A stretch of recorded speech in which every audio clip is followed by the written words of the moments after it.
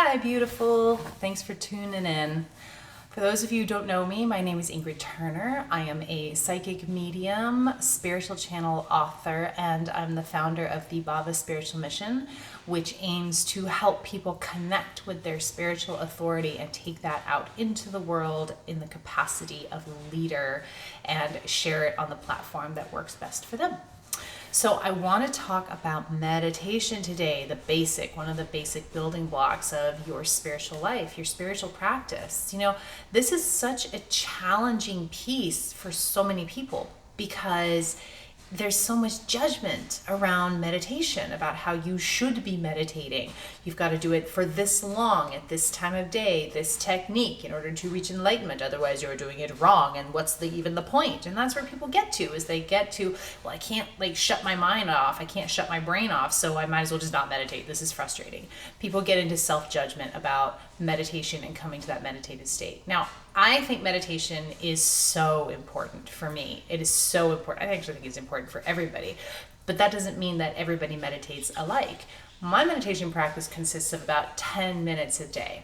I focus on my breathing, I ground, I work with my energy, and I do some visualization or, mix match whatever feels right for that day for me and for my energy, and I trust my intuition on that. There's all kinds of ways to meditate.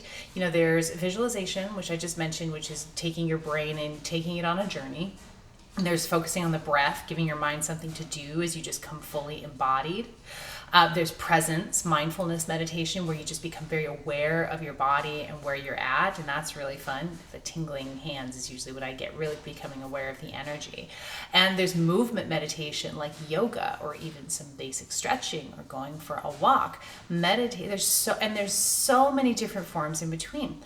One of the reasons I'm making this video now is because I was working with one of my students and we were talking about meditation and building a practice, and she is so smart. Her brain is just like, wow. She's just firecracker, right? And so the downside of that is it can feel like it's getting the best of her. She feels like she can't shut it down. So she says to me, she goes, I try and meditate, but when I can't shut my brain down, I don't, because there's just no point at that point. So I'm going to counter that. I get that. And that's part of why meditation is so challenging for people, is because there's this judgment about it, about you have to shut off your mind, shut down your brain, get totally silent in your head. I'm sorry, that's not going to happen.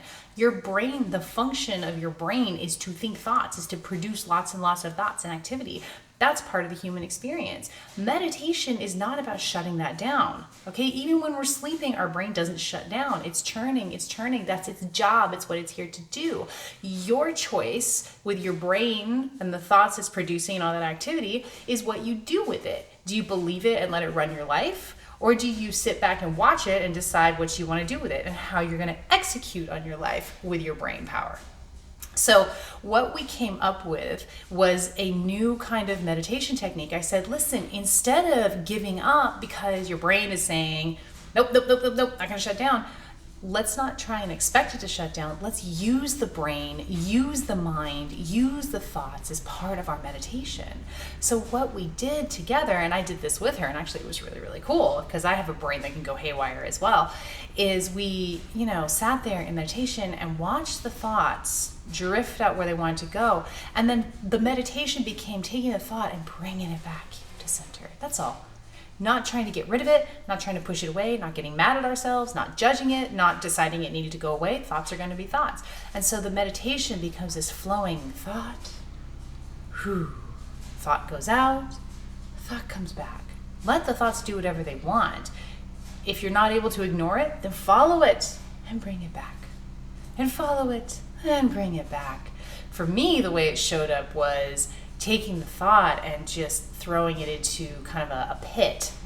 For me, that was really cool. It could have my thoughts, bring it out, let it flow, and then bring it out and bring it back to center. So if you're a person who meditation is challenging for you because you feel like you need to shut your brain off, you don't. All you need to do is find the eye of the storm. And if you can't find the eye of the storm because you feel like your thoughts are distracting you and taking you all over the place, let them.